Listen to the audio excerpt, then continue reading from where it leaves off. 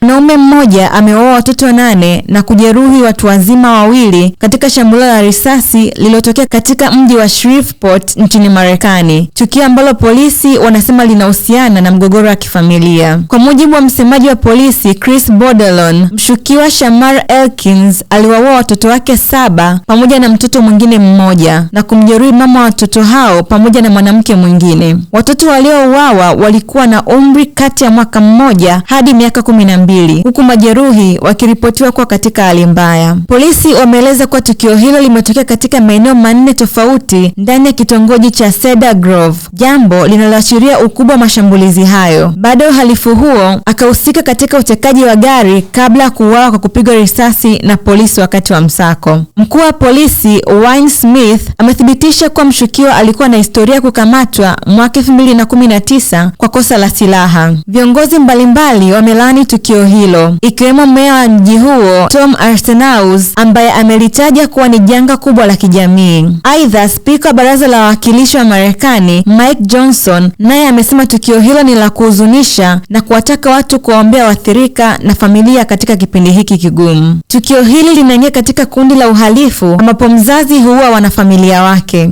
Wataalam wanaeleza kuwa matukio ya aina hii yamekuwa yakitokea mara kwa mara nchini Marekani. Aidha, tukio jingine la ufyatuliaji risasi limeripotiwa katika jiji la Iowa karibu na chuo cha Iowa, likionyesha changamoto inayoendelea ya matukio ya vurugu za kutumia silaha nchini humo.